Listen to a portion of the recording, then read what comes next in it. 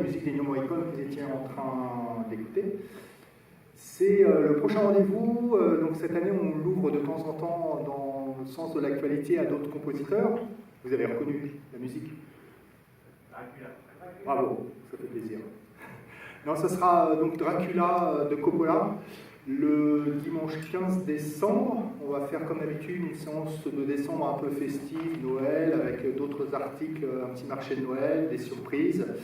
Voilà, venez avec vos capes, vos dents insérées et vos crucifix. C'est une musique de Wojciech Kilar, un compositeur polonais, pas très connu, mais qui n'a pas fait que des musiques de films.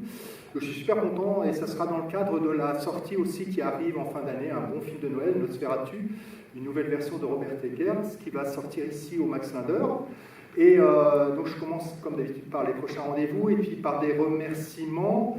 Je suis super content de vous montrer ce film de Comencini, sans rien savoir d'elle, pardon, que j'ai découvert il y a un mois au Festival Lumière. Comencini, c'est un nom qu'on n'associe pas forcément à Morricone, mais il y a beaucoup de grands réalisateurs italiens qui ont collaboré avec Ennio Morricone. C'est leur premier film ensemble. Ils ont fait 3 films, et donc les 2 autres films, si ça vous intéresse, sont en vente dans le hall et sont édités par Tamassa Distribution. Je parle de Tamassa parce qu'en fait, ils ont fait un gros sortie autour de Comencini cette année. Ils ont édité aussi d'autres vidéos. Et ce sera, je vous parle de ça parce qu'en fait, mon invité, Aurore Renaud, qui est une spécialiste du cinéma italien, a participé au bonus de ces films-là. Elle va nous rejoindre tout à l'heure pour dire un petit mot autour du cinéma italien, et plus particulièrement de Comencini. Comme d'habitude, le rendez-vous il se glisse dans la programmation du Max Linder. La séance d'après, elle est à 13h15. On n'aura pas beaucoup de temps, mais voilà, on aura un quart d'heure, 20 minutes, je pense, pour parler autour de ce film-là. Je pense que peu de gens l'ont vu ici, puisque le film est resté longtemps inédit. Moi, je l'aime beaucoup. C'est un petit grand film dans mon cœur. Vous allez voir, il tient beaucoup autour du couple principal, qui n'est pas un couple de stars. Vous allez retrouver Paola Pythagora. Si vous étiez là il y a un an pile, au mois de novembre, on avait présenté Les Poings dans les poches. Elle jouait la sœur du héros dans Les Poings dans les poches, qui est un film de 65, là on est en 69. Et le comédien qui est en face d'elle dans ce film, c'est Philippe Leroy, un comédien français qui a partagé toute sa carrière en France et en Italie. Son vrai nom de naissance c'est Philippe Leroy-Beaulieu, c'est le papa de Philippine, la comédienne qu'on connaît tous. Et surtout, si c'est un visage qui vous dit quelque chose, qu'on a vu dans beaucoup de films, et qui a débuté, explosé dans un très beau film de Jacques Becker, qui est Le Trou. Voilà, si vous l'avez en tête, vous faisiez partie des détenus dans ce film, aux côtés de Michel Constantin. Et je ne vous en dis pas beaucoup plus. Alors j'ai oublié de remercier les Films du Camilla, qui est le distributeur du film que vous allez voir aujourd'hui, sans rien savoir d'elle, qui va sortir le film le 4 décembre prochain. J'en profite aussi pour vous donner d'autres actualités très italiennes et vraiment des coups de cœur personnels. Et puis c'est des copains, amis, distributeurs qui font un travail formidable. Tout à l'heure, je vous parlais de Tamassa sur les éditions vidéo que vous pouvez vous procurer dans le hall. Mais vous allez avoir aussi toute une série de raretés de films italiens distribués par Carlotta le 11 décembre. Et notamment, c'est pas une rareté, parce que c'est le premier grand succès de Luigi Comencini, Pas un mot et fantaisie, qui va ressortir le 11 décembre. Et surtout, j'attire votre attention sur un film qui sort à la fin du mois de novembre, qui s'appelle Le Terroriste, avec Gian Maria Volonté, tout jeune comédien qui porte le film, et c'est un film vraiment fabuleux, pareil, qui est quasiment inédit, comme celui que vous allez découvrir là, et qui parle de la résistance italienne, et l'action se situe à Venise. Vraiment, le film est formidable, il sort à la fin du mois, le 27 novembre, et donc n'oubliez pas, voilà, les autres raretés films italiens, classiques italiens chez Carlotta, à partir du 11 décembre. Je vous remercie beaucoup, à tout à l'heure, et voilà, n'hésitez pas si vous avez des questions tout à l'heure autour de Comencini. Sa carrière est très vaste, il a fait une 40aine de films. C'est un réalisateur qu'on a beaucoup voulu associer au cinéma de l'enfance, mais pas que, parce que c'est peut-être ses gros succès, enfin les films qui restent quand on pense à Comencini, que ce soit Casanova, Un adolescent à Venise ou L'Incompris, ou Pinocchio évidemment. Mais là vous allez voir une très belle histoire, j'espère qu'il va vous plaire, et l'action, pour ceux qui connaissent un peu l'Italie, se passe à Milan. Vous allez reconnaître la gare de Milan, on retrouve souvent comme décor dans ces films-là. Merci beaucoup.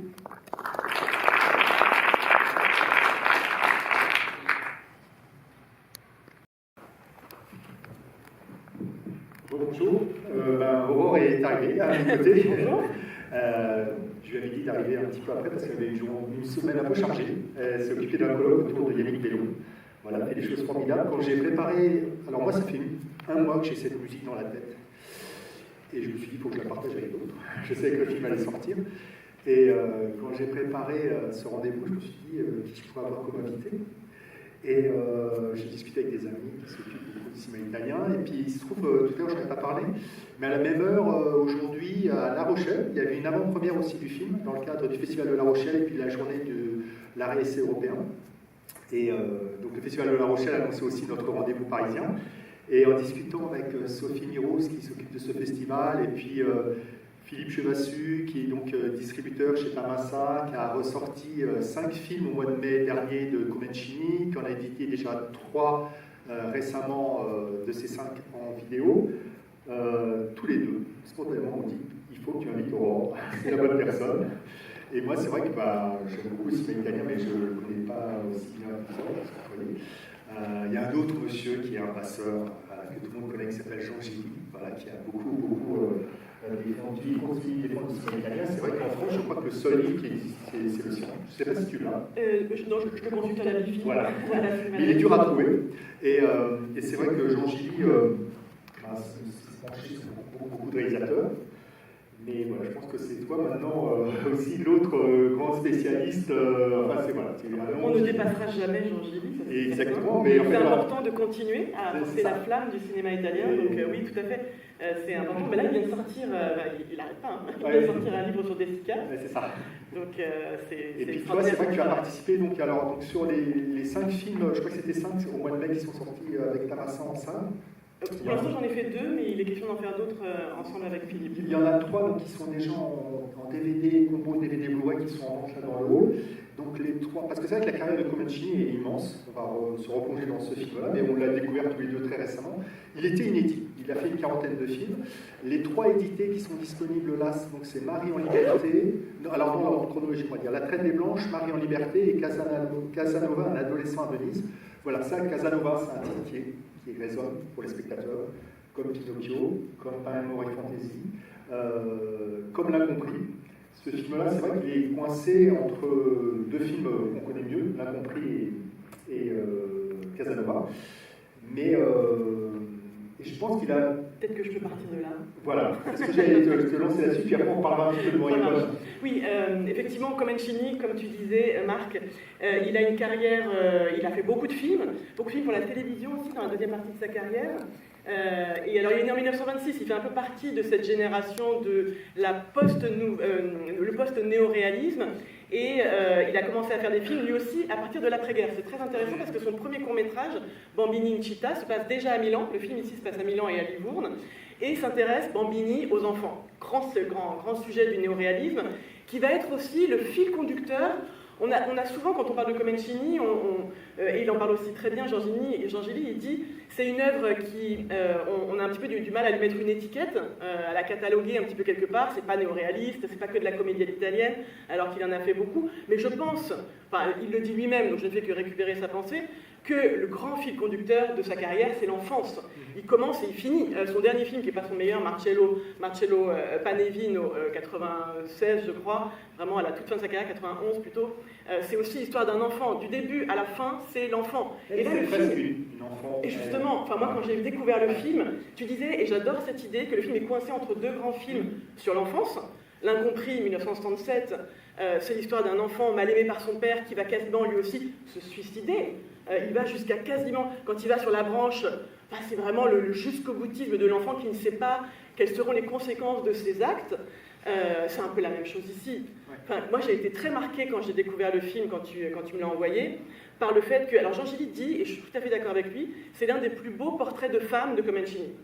Il y a aussi la ragazza di Bube avec Claudia Cardinal. Il y a clairement... Philippe m'a annoncé chez Tamassa qu'il devrait faire bientôt aussi. quoi? La Ragazza. Ah oui, je sais, oui, moi, moi je travaille beaucoup sur Claudia Cardinal, donc on en parle aussi ensemble. En fait, on sait de quoi on parle, mais c'est vrai que quand on pense à ce film-là, on pense tout de suite aussi à Claudia Cardinal. Ah oui, complètement. Enfin, dans les grands portraits de femmes de Comencini, Claudia Cardinal, c'est l'actrice avec laquelle il a le plus aimé tourner, Comencini. Mais là aussi, Paola Pitagora, moins connue en France, c'est un des grands rôles des Poings dans les poches de Marco Bellocchio en 1965. C'est aussi pour elle qu'il a fait le film. Dans le peu d'entretiens qu'on peut trouver en France, dans lequel Comencini parle de ce film-là, c'est ce qu'il dit. Il dit « La Pitagora comme actrice m'intéressait, j'ai fait le film pour elle ». Mais bon, après, on pourra en parler après si on a 3 minutes, mais le film n'a pas été distribué en France, et effectivement, bon, voilà, il a été un peu... Plusieurs films pendant longtemps n'ont pas été distribués. Oui, beaucoup. Il en a fait tellement aussi. Il en faisait un par an, dans les années 60. Celui-là, il est sorti en 69, c'est la même année aussi que Casanova. Oui, bien sûr. Effectivement, enfin, je n'ai pas l'info précise, mais j'imagine qu'un distributeur français, s'il a les deux Comencini, il va sortir le Casanova. Le titre, tout de suite, il est porteur, il est commercial. Celui-ci, il est pris un peu entre les deux. Et Casanova, c'est aussi un grand film sur l'enfance.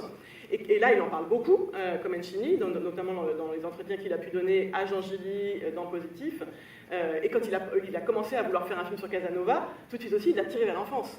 Il n'est pas allé du côté du séducteur, et d'ailleurs le film était un peu, il le considère un peu raté là-dessus, parce que la deuxième partie est moins intéressante. Ce qui l'intéressait vraiment, c'était l'enfance. Parce que qu'est-ce que c'est l'enfance pour Comencini? C'est le moment où on a véritablement encore toute cette liberté, tous ces possibles. Et d'ailleurs, elle n'arrive pas. Elle n'arrive pas à passer à l'âge adulte. Je trouve que le moment où il la traque... Mais ça, c'est la plus enfant. Ah mais complètement. Quand on la voit au début, quand on la connaît pas encore, dans ce très beau d'ailleurs flashback, qui nous est donné d'ailleurs par un petit thème musical de Morricone. Voilà. Il y a ce thème très inquiétant. C'est vrai qu'alors, parce qu'on je te coupe un peu, évidemment qu'on parle un petit peu de Morricone, c'est vrai que moi quand je découvre le film, déjà le générique il est muet, il y a pas de musique, on s'attend à ce que Morricone démarre. Puis en fait, ça démarre tout le son par le tin-tin. Et en fait, moi, ça m'envoie tout de suite avec les cordes et tout début d'un thème de Kirada, une musique, un film que j'aime beaucoup. Et après, il y a ce thème qui revient. J'ai envie de dire qu'il est peut-être le sien. C'est le moment où j'ai l'impression que c'est elle qui prend la main sur l'histoire, parce que je t'ai coupé. C'est vrai que pour moi, quand j'ai essayé d'en parler, parce qu'on ne sait rien de ce film, j'en parlais comme une enquête d'un film policier et romantique. Parce qu'il va glisser par petites touches comme ça. Et c'est vrai qu'il y a un jeu de chat et la souris, où d'un seul coup, c'est lui qui devient la souris, d'une certaine façon. Et il y a 2-3 thèmes. Et il y a ce thème-là qui survole tout le film. Et puis il y a ce moment très inquiétant, qui note, qui dure, un peu strident, comme ça, qui correspond au flashback. Et qu'on va beaucoup retrouver chez Morricone. C'est-à-dire que si vous vous penchez sur d'autres films, même très récents, enfin plus récents, comme The Thing ou des choses comme ça, enfin, voilà, qui jouaient là sur des notes synthétiques, là c'est la même chose, c'est un truc qui dure, c'est la même chose qui se répète. Et puis il y a un moment où c'est un peu plus strident, et puis il y a le moment où il met le disque, qui est une variation du même thème, c'est-à-dire quand il met le disque chez lui à la maison. Oui, non, juste pour aller dans ton sens sur Morricone, donc j'ai vu le film en me disant où est Morricone, qu'est-ce qu'il a fait Morricone dans ce film-là, et déjà j'étais très surprise que le générique soit muet. La première note qu'on entend, c'est le téléphone, et le son de ce téléphone fait presque une note qui pourrait lancer vers d'autres musiques de Morricone. Et là justement, je suis en train de préparer demain j'enregistre un bonus avec Philippe sur Petri. Voilà. Et chez Petri, ça c'est génial, on a aussi cette cadence-là. On ne le dit pas, mais elle travaille sur un autre film que j'aime beaucoup, que j'espère qu'on passera ici au Ciné-Club. Parce que quand on parle de Morricone, voilà, une fois de plus, on ne peut pas tout faire. Il y a la disponibilité des copies, des droits, etc. Il y a un autre très grand réalisateur qui est Elio Petri, avec lequel il a collaboré, avec des musiques vraiment très belles, et notamment donc, la classe ouvrière au paradis. Donc c'est des bonus que tu vas enregistrer demain. Et Tabassa va ressortir à nouveau le film. Je fais une autre parenthèse italienne. La Cinémathèque française va faire une rétrospective Elio Petri au début du mois de janvier. Et tous ces films sont des chefs-d'œuvre absolus. Il y a un autre film qui s'appelle La propriété, c'est plus le vol, avec une musique de Morricone. Et aussi Enquête sur un citoyen au-dessus de tout. Et le film que je veux faire depuis un petit moment, mais donc pareil, c'est compliqué sur les droits et la copie. Et la musique. Mais non, juste pour revenir sur le personnage et l'enfance qu'il y a chez elle, Et c'est très intéressant parce que lui, alors Philippe Leroy, pareil, grand acteur français qui a fait la plupart de sa carrière en Italie, mais qu'on a découvert dans le c'est beaucoup partagé aussi. Absolument, oui. Mais bon, beaucoup plus de films en Italie quand même pour Philippe Leroy, donc on a découvert dans Le Trou où il jouait Manu, donc ce magnifique personnage. Ouais, bah oui. Et il a ce chapeau et cet imperméable de détective. On est vraiment dans une typologie à la Bogart. Alors, voyons le film, c'est ce que je me suis dit, on dirait un film noir américain. Absolument. Mais bon, comme tu disais, le film il est un peu entre les deux. Et quand il commence à la suivre, là, il la découvre. Alors lui, il n'a pas du tout cette fantaisie-là au début, puisque c'est quand même un personnage assez sordide. Hein. Il cherche dans les journaux. Un peu rigoureux, un peu maniaque. D'ailleurs, il essaie de faire un coup, comme un collègue avait fait, mais bon, il échoue lamentablement. Et puis tout ça, c'est extrêmement sordide quand même comme histoire. Mais donc quand il la suit, il la voit, et qu'est-ce qu'elle est adorable, en train de compter avant que le feu devienne vert, de ne marcher que sur les bandes blanches des passages piétons, de tourner son café avec son... Mais c'est une enfant. Et lui va se mettre à son niveau. Et en fait c'est ça, c'est comment est-ce qu'il peut l'attraper, c'est en montrant de la fantaisie. Ouais. Et c'est là que c'est très beau, d'ailleurs quand ça retombe, elle lui dit l'étincelle s'est éteinte. C'est extraordinaire. Alors je ne sais pas après si on aura le temps d'avoir vos réactions, mais c'est vrai que moi ça fait un mois que ce film travaille, je ne sais pas pourquoi. Enfin, il y a un charme, je trouve, et pourtant en effet c'est deux comédiens peu connus, enfin quoi, c'est pas qu'ils ne sont pas glamour, mais enfin c'est pas les stars qu'on a l'habitude de voir dans ces productions-là. Oui, alors après, alors on peut parler aussi de la production, c'est important de resituer par rapport à la filmographie de Comencini. Donc L'Incompris à Cannes. C'est le film juste avant. Oui, L'Incompris, c'est donc le film le plus lacrymal qu'il existe dans l'histoire du cinéma. On ne peut pas ne pas pleurer, même si on déteste le film quand on voit L'Incompris. Ah, mais c'est terrible, c'est vraiment boîte de mouchoirs, absolument. Et donc ça, à Cannes, ça a été un grand succès, mais ça a été laminé par la critique, c'est très important de le dire, notamment par la critique française. Et ensuite, il fait ce petit film, qui est quand même un petit film, et ensuite, il fait Casanova, grosse production aussi. Donc, il est un peu coincé dans deux grands films sur l'enfance, et aussi deux grosses, plutôt, productions. Et il la doit, en fait, ce film, il le doit à Rizzoli, qui est un producteur avec qui il était sous contrat, donc c'est des choses... il ne pouvait pas s'échapper aussi. Il avait fait L'Incompris avec lui. Il lui a fait, alors un peu rapidement, et c'est pas son meilleur film, il en était d'ailleurs très mécontent, un Don Camillo. Je crois que c'est d'ailleurs le dernier des Don Camillo, en Russie. Voilà. En fait, c'est parce que c'était une société de production qui avait une lourde créance auprès de Rizzoli, et donc Rizzoli est allé voir Comencini en lui disant écoute, si tu me fais Comencini pour rien, après on pourra faire encore deux autres films.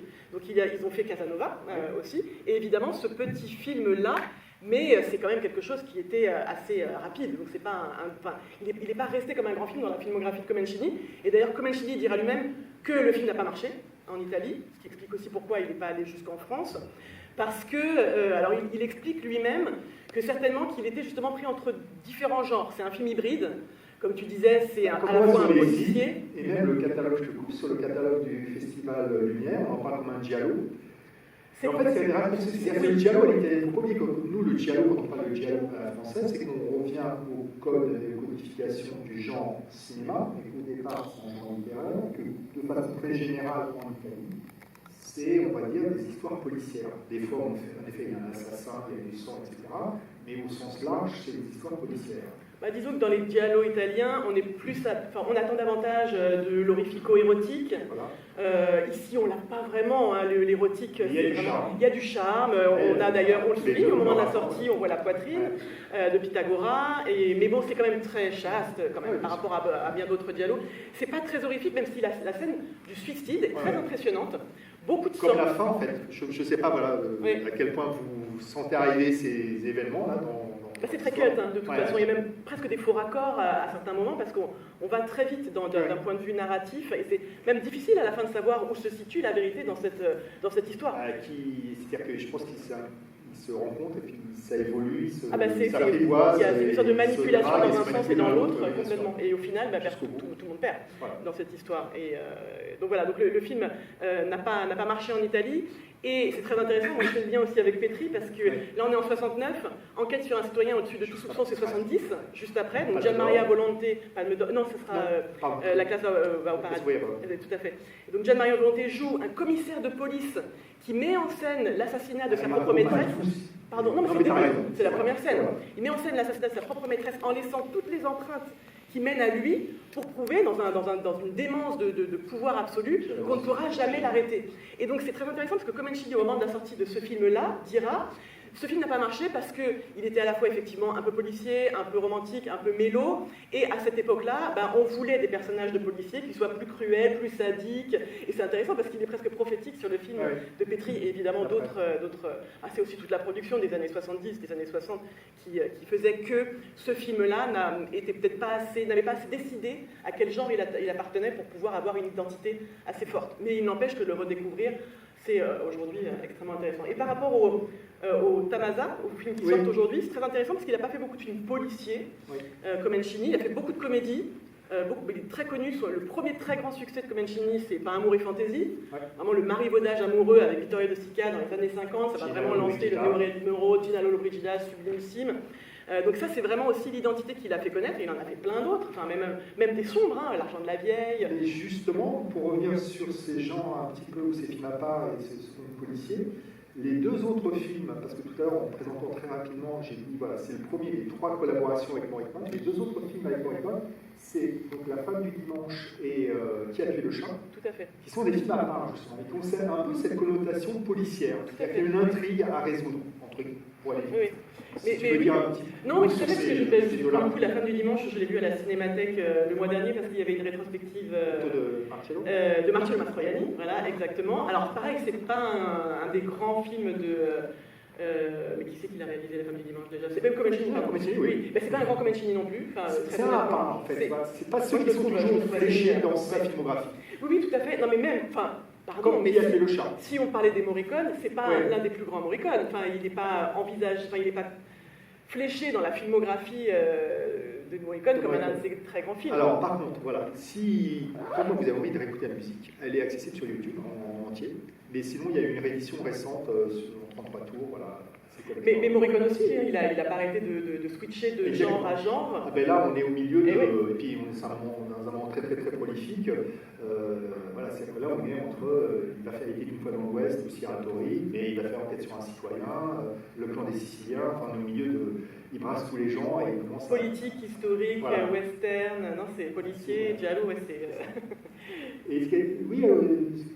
Qui a tué le chat, par exemple Non, je ne l'ai pas vu récemment. Si, mais je n'ai pas la musique de Morricone en tête, donc je ne pourrais pas... Mais c'est vrai que moi, depuis le début de la création du festival du Ciné-Club, je pensais à faire un Comencini. Pendant longtemps, je voulais faire Qui a tué le chat. Il y a un film avec Ugo Tognazzi, qui se passe comme ça dans un lieu quasiment unique, un immeuble. Et il y a justement ce côté très italien de la comédie, la satire, de la politique, de critiquer. Et il y a beaucoup d'érotisme aussi, par moment, dans ce film-là. Et il y a une superbe musique de Morricone qui est plus pop. Ici, on a quelque chose de très... comme le film, je pense qu'il fonctionne par plein de petites touches. Mais d'ailleurs, dans ce film, il y a beaucoup de moments où il n'y a pas de musique. Exactement. Aussi dans Senza Sapere Niente di Lei. Ça, c'est aussi intéressant de commencer sans musique et de faire juste arriver le commentaire au moment où il la découvre. Voilà, qui est vraiment lié à Pythagora, c'est clair. Je ne sais pas, voilà, on parle vite parce que... On a peu de temps. Il y a la séance d'Anora qui va arriver vers 13h10. Et voilà, c'est tout de suite maintenant. Voilà, je vous laisse peut-être prendre la parole, faire des remarques. J'espère que ça vous a plu déjà. Bonjour, c'est un film formidable, vraiment énorme plaisir pendant la projection. Et alors, c'est assez quand même fascinant, c'est comment la musique de Morricone accompagne cette ligne de crête, la veine, cette petite veine paramédiale pour les flashbacks, la veine enquête policière et la veine charme. Et sans vraiment, comme le fait le film, sans vraiment choisir, véritablement. Et la musique vraiment éclaire, plus elle bien sûr elle colore, mais elle éclaire le film dans son univers. Tout à fait, vraiment d'accord avec vous. Est-ce que ça vous a plu déjà un petit peu? J'ai une bonne idée, j'espère. Parce que, enfin voilà, c'est vrai que je retombe toujours sur l'idée, le principe du ciné-club, c'est des fois des très grands films qu'on connaît tous, j'ai envie de dire des valeurs sûres, revoir des choses sur grand écran, et puis de temps en temps vous proposer des pépites. Et pour moi c'était un pari, ce film en fait partie. On avait passé il y a quelques séances en arrière Seul contre la mafia, qui avait été ressorti justement dans le premier site des curiosités et raretés italiennes de Carlotta. qui est vraiment un film à part aussi. S'il n'y a pas que les westerns. Enfin, voilà, c'est vrai que moi j'avais envie de dépasser toujours ça. Et je suis vraiment content. Donc, encore une fois, si vous avez aimé le film, il va sortir le 4 décembre. C'est les films du Camélia qui le sortent. Dans 2 semaines, je ne sais pas si tu l'as déjà découvert, Le Terroriste, un film avec Jamal Volonté que distribue les Acacias le 27 novembre. Je vous invite vraiment à le voir parce que quand on aime le cinéma italien, quand on a beaucoup vu Venise au cinéma, voir Venise au moment de la Résistance et pendant la guerre, enfin voilà, c'est vraiment super. Et je rebondis encore parce que je savais que j'avais beaucoup de choses à dire. Derrière Gianmaria Volonté, le deuxième rôle masculin, c'est Philippe Leroy, justement. On est en 63, si je ne dis pas de bêtises, et il débute en 60 avec Le Trou. Là, on est en 69, et c'est vrai que c'est un comédien qui va accompagner plein de films qu'on a vu ou pas vu et qu'on connaît sans connaître. Et bah, voilà, le but, c'est de vous faire partager des choses différentes et de les plonger à l'extérieur. Et puis, alors, j'ai pris la liste, parce que je n'avais pas toute la liste des films qui vont sortir chez Carlotta Film au 11 décembre. Donc, on en parlait tout à l'heure, un des grands succès de Comencini, Pas amour et fantaisie. Mais vous aurez aussi Les Garçons de Bolognini, Meurtre à l'italienne de Pietro Germi, Au nom du pape roi de Luigi Manni, L'arbre Samo d'Ermanno Olmi, Femme entre elles d'Antonioni, Il Ferroviere de Germi, et je ne sais pas si c'est par le meilleur, mais par un très très bon film, Nuit blanche de Luchino Visconti dans une nouvelle restauration. Merci beaucoup à tous du fond du cœur. Et puis voilà, si vous voulez vous procurer des DVD de Blu-ray de Comencini, ils sont en vente dans le hall. Puis j'ai fait faire un petit calendrier autour de Morricone pour ceux que ça intéresse. C'est bientôt Noël. Et on se retrouve, on change de sujet. Voilà, avec plein de surprises, j'espère, un petit marché de Noël. Je te remercie Aurore d'être venu en coup de vent dans ce faufilé entre les séances. Merci beaucoup à tous. On peut continuer dans le hall. À plus tard. Merci.